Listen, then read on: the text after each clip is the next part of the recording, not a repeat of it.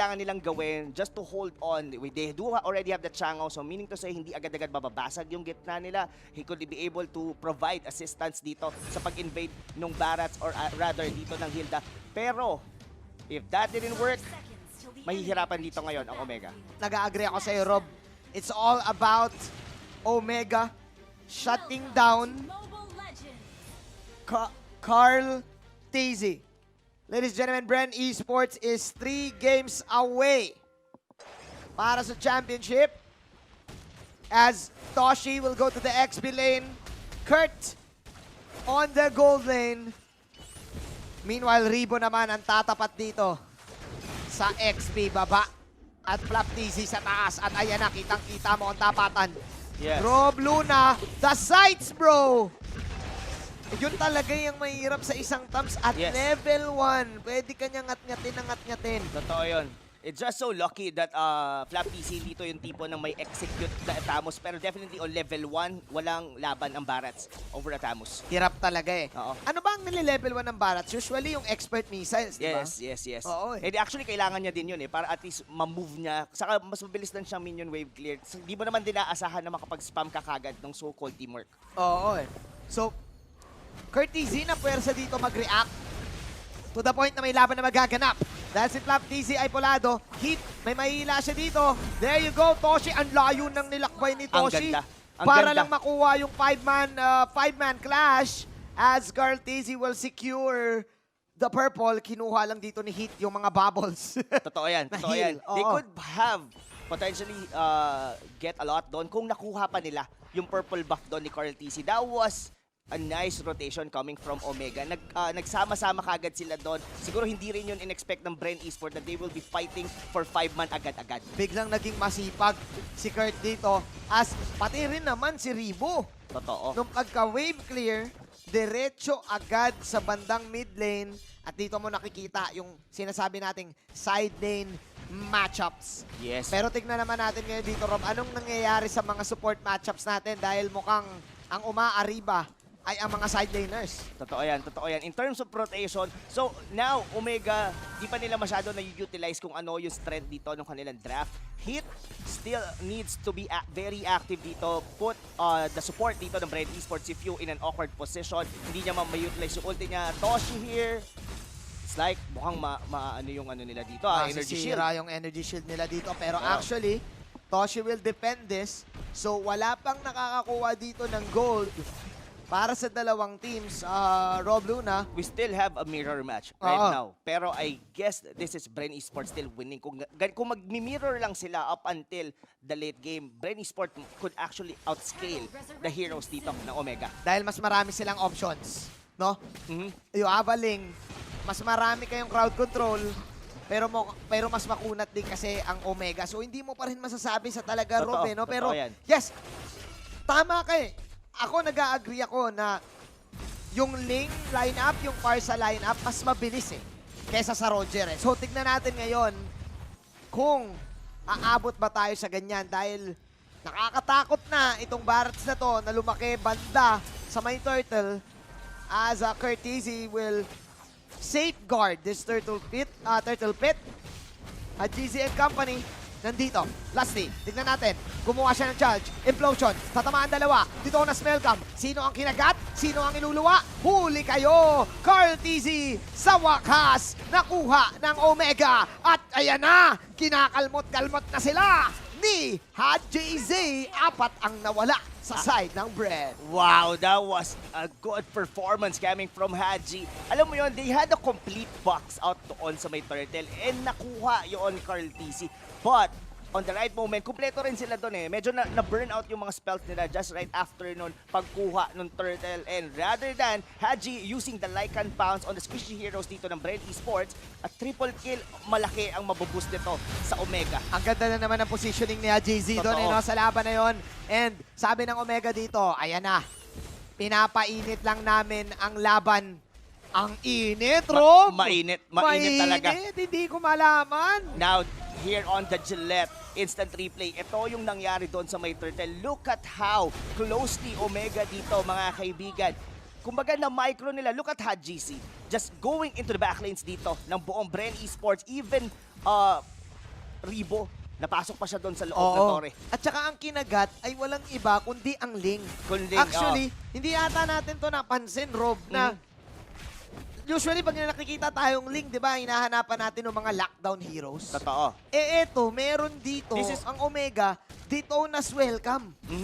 Not only the Detona's welcome, the Lycan pounds can be just directly. Pwede mo nang atakin kagad. Kahit saan pa pumunta, kahit maglikot pa Yung Ling. Ling, Diretso oo. talaga doon. Basta ito, nasa range. At eto na, here comes the burn. Para kay Hayes. Maganda na ngayon ang posisyon dito ng Omega. Yes, they have the 3,000 lead. Pero kasi, ang pinakamaganda for them, nakakaikot palalo dito yung mga side. And thanks to the vision na pino-provide sa kanila ngayon dito ni Hit. Yep, galit na si Mr. Fundamental dito. The Wind Talker is also up for Hajizi, Mr. KDA Machine. 5-0-1. Pwede nila ituloy-tuloy. Gusto ko rin yung binanggit mo dito kanina, no? Natutulong talaga si Kurt. Yes. Kahit anong mangyari, si Heat at si Kurt ang magsasama para mag-invade ng jungle, and then sa likod lang si Hayes. Yes, definitely. Pero eto na, mukhang confident na ngayon dito ang Omega. They want to punish dito Carl TZ. Ngayon, mahihirapan na makakuha ngayon dito ng buff ang Bren Esports. Kayang i-lockdown ito ng Omega right now. Oo no? Alam na alam. Tignan mo yung item ngayon ni Carl Tazzy. Chop Suey. Oo. Hindi pa niya nabubuo dito yung Azure Blade. Gusto nila sana mag-axe. Totoo. Para sa kanyang endless battle. So medyo nabibitin yung pag-farm niya dito, Rob Luna. Yes, bitin talaga. But look at that, how tanky that Detona's welcome. Grabe yung Barats dito, mga kaibigan. Siya lang talaga nag-absorb dito ng mga binabatong damage coming from Bren Esports. At walang nakuwang purple buff ang Bren Esports. I think Carl TC already realizes na hindi niya na makokontest Wala na. sa ngayon. Yung just go for a side lane push. Oo. Ibahin muna natin yung strategy natin and let Omega react. Okay, oo. Kumbaga, tagtaas kamay na eh. Sabi nila, wag na, bigyan nyo na yan. Kukuha na lang tayo ng iba. And actually, yun yung isa sa mga magagandang characteristics ng Bren eh. They know kung kailan sila lugi. Alam nila kung kailan mag-disperse. Pero ngayon, Omega, isa naman sa mga characteristics nila, alam nila kung kailan sila lamang. 'Di ba? Hindi naman basta-basta nagpapasindak itong hero na to eh. Totoo yun. Ay, itong team na to eh. Totoo yun, totoo yun. Not only that, alam nila na nagbe-bleed ngayon dito ang Bren Esports, and what is the good way para mas lalong mag-bleed dito is lalong add insult to the injury para Oo. sa kanila. Pasukin nyo ng pasukin, pahirapan natin sila ng Kumbaga, pahirapan. kumbaga, yung Omega, alam nilang may sugat na yung Bren. Ang ginagawa nila, nilalagyan nila ng kalamansi. Oo, para mas masakit. Para mas masakit, para humapde. At hindi ka makakatulog noon. Totoo yan, totoo yan. Pero ito speaking of tulog, Bren Esports dito, they're on the back end. Mukhang magkakaroon na naman dito, probably an uncontested turtle. Looks like Carl TC doesn't really want to go into the turtle pit right now. Medyo Haji nagsisnowball Grabe, siya dito. We're just on the mid game. Grabe. Pero he's already on the 501 KDA. Kaibigan, Rob opensa, Luna. galing sa Omega. Opensa talaga. At niray mo pa, kinagat na, kakagat na. Niluwa si Lasty dito. Ayaw niya daw ng lasa. Habang Lasty, ang ganda ng implosion. Pero, nasaan yung damage output? Wala. Omega, tuloy-tuloy ang pambubusabos. Kurt Easy papasok pa rin. Buhay pa rin siya. Flap, Daisy, sinubukan niya ang kanyang pinakamalupit na pagligtas. Pero Omega pa rin ang nanaig dito sa bottom lane. Nandito na rin si Toshi. Ayan na nga, pinapaulan ng mga tela. Omega will get the bottom tower. Yes, and look at that. Just right. Pag-respond doon ng Purple Buff, kuha kaagad dito for the side of Omega. Grabe, So no? that just only mean, pero tignan muna natin dito, the Gillette instant replay. Look at how Courtesy, he's the one, and as well with Heat, yung nang-zone out for the rest dito ng Bren Esports. Wala na nga silang pakialam dito sa inner turret sa baba ng Bren Esports. That's sobrang tanky nung front lines nila dito. They just have to absorb everything and go into the back lanes dito ng Bren Esports. Parang unti-unti ng Omega. Itong game, Rob Luna. Yes. Tama yung sinabi mo doon after that Gillette instant replay. Pero take note, Oo. the heroes dito for Bren Esports are also strong in terms of defending. They have the Farsa. Pagka nagkamali ng pasok, lalo na sa base turret ang Omega, there is still the implosion from Lusty. So, there is something, given na may X-Borg sila, time and time dito sa MPL Season 6, we've seen a lot of epic comebacks just by the Xborg. Pwede tayong oo, dahil ang taas ng wave clear talaga ng Brent Esports. And if I'm not mistaken, two of the most irritating heroes na hindi mo matatapos kagad yung game, Farsa at saka Xborg. Definitely. Dahil ang daya kasi ng mga ulti niyan parang hindi cool, parang yung ulti nila hindi cooldown ng pang-ulti.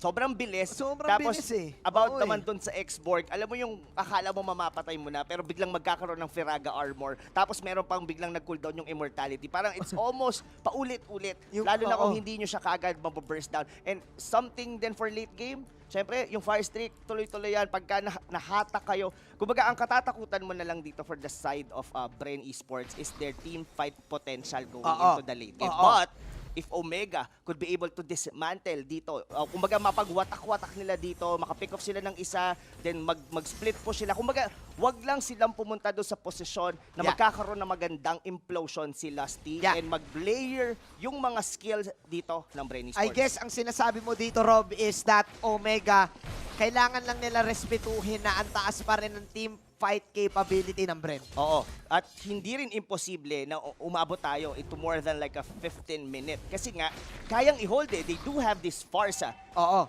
So, hindi pa tapos. Hindi pa. Hanggat Definitely walang hindi pa. nababasag na base, hindi pa tapos. Pero Omega umuunti-unti na. Sky, Guardian, Helmet para sa Barats ni Curtizy. Best item para dyan. Nakukuha na rin siya dito ng Azuri Blade. Meanwhile, looking at the Esmeralda ni Toshi, Calamity Reaper and going Holy Crystal ata to? Holy Crystal na kagad. So, basically here on the side of, they already had their own items. Medyo, in terms of damage potential, Omega already had it, pero they need to be disciplined dito. Kumbaga, hindi naman na makalabas yung Bren eh. Just play. Play strategically. Kunin natin, kaya natin kunin dito uncontested na Lord unless manakaw ni Carl DC. This is still a link. Parang ang ginagawa ngayon ng Bren dito, ini-split na lang nila yung mapa no? By the way, Rob Luna, may nakita din akong extra item kay Flap TZ dito, Deadly Blade. Yes, he actually needs para it. Sa Barats. Kay Barats and kay Toshi. Oo. Requirement no? Totoo yun. Kailangan din talaga nila yun. Kasi hindi mo naman aasahan lagi na si Few will be the one to cancel the regeneration dito. Correct. Yung mga makukunat na hero from Omega. Pero I think Omega dito, they realize that bakit tayo bakit natin i-risk na baka ma-steal? If we could be able to pick off muna before we actually take the Lord. Kaya naman no? Pitas na lang muna. Disiplina para dito sa Omega. Bren Esports waiting patiently sa gagawin ng Omega. Rob, yung sinabi mo kanina na counter puncher, mukhang nasa Bren Esports ito ngayon. Naghihintay sila na pumasok ang Omega. Walang setup na magaganap para kay Lusty this time. Definitely. This is a very team effort. At ang pinaka naging nagustuhan ko rito for Omega is gumana rito si Haze.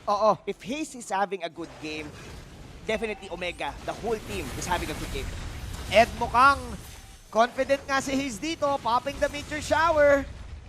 Rebo, ito yung sinasabi mong spam capability. Yes. Ng Bren Esports. I think it's either Omega waiting for a pick-off or baka hinintay na lang nila yung 12-minute mark para at least Luminous Lord yung makuha nila dito. Pero Carl TZ, nag-hello si Toshi dito sa dati niyang ka-teammate. Kaya nila makuha si Carl. Naamo siya ni Haji. I think nag-cancel yung TP niya doon. It's all because of the glowing wand. Hello, old teammate. Hello talaga dahil this is also an indicator na pwede na nilang kunin ang Lord. That's 25 seconds on the death timer ni Carl TC. That's more than enough para kunin tong unang-unang Lord ng laro. Omega tilting their old comrade. Napakainit naman nung pitas na yun. Parang tinarget talaga ni Toshi. Parang hindi iniwan ni Toshi nung nakita niya si Carl TC dun sa baba. Usually, yung iba parang iwan mo na yan, link yan. Kasi may flinch poise naman yan. Abulin nyo. Parang ganun yung naging command eh. And I think they already know na gagawin yun ni Carl TC. That's one of their winning condition na pag-reactin nila papunta doon kay Carl. Pero hindi kasama doon yung mamatay siya. Pero now, dahil nagawa dito ng Omega na ma-pick off si Carl TC doing the side lane pushes, nakuha nila ng libre ang Lord. At ngayon, papasok na ang Lord dito. Max range na pwede airstrike pero max range siya ng Meteor Shower dito. Si Pew ay tumatakbo na. Sabog mula dito kay Ribo pero walang tatamaan actually, kundi yung Lord lang. Meanwhile, sabi ng Omega dito na lang tayo sa bottom lane. Pwede naman natin siyang i-push lang habang si Lasty nagsiset up ng implosion pero kinagat, nilabas. Ay! Naku po, flicker out para kay Curtizy at godlike na si KDA Machine at si Toshi. Ako rin, Kuya Manjin, mainit din. Tatlo ang nawala sa Bren Esports at pwede na nating sabihin na tabla ang score para dito sa Grand Finals. Omega taking game number 2. Wow, Omega coming back on game number 2. That was a very convincing win pa.